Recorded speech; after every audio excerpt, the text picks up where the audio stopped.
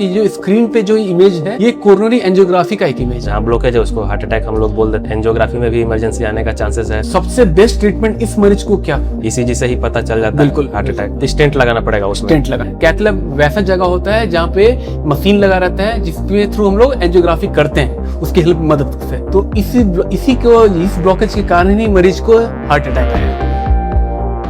नमस्कार हजारीबाग, मेरा नाम डॉक्टर विक्रम ठाकुर है। मैं आरोग्यम अस्पताल हजारीबाग में कार्यरत हूँ as a consultant interventional cardiologist. ECG जो होता है वो प्राइमरी डायग्नोसिस बनाने में हेल्प करता है कि किसी मरीज को हार्ट अटैक आया है और कितना जल्दी हमको एक्ट करना है।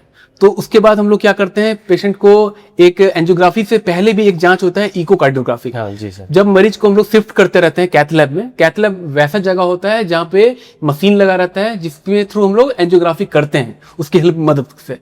तो इको से हम लोग को एक आइडिया लगता जाता है कि दिल के नस में कौन से नस में अटैक आया हुआ है।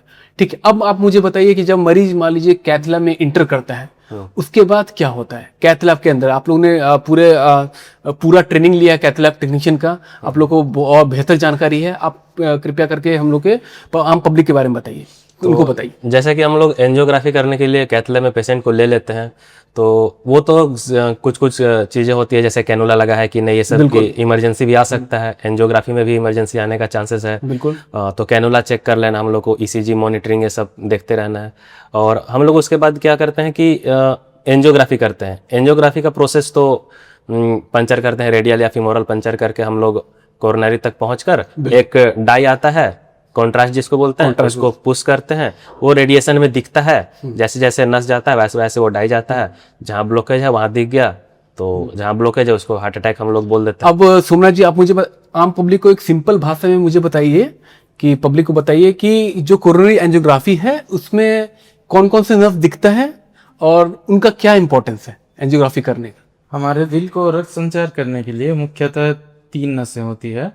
एक दाहिनी नस जो होती है वो आरसीए बोलते हैं उसको, और दूसरी लेफ्ट मैंस निकलती है लेफ्ट साइड से, वो आगे बाइफरकेट होती है एलएडी, जो कि सबसे बड़ी नस होती है दिल की।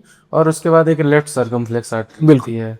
तो हम लोग अलग अलग व्यू से अलग अलग एंगल से देख लेंगे कि कौन से नस में हमारी ब्लॉकेज है, और उसके हिसाब से हम लोग ये उपचार भी करने का डिसाइड करेंगे कि इसको स्टेंट करना है या फिर ग्राफ्टिंग के लिए भेजना है बाईपास के लिए।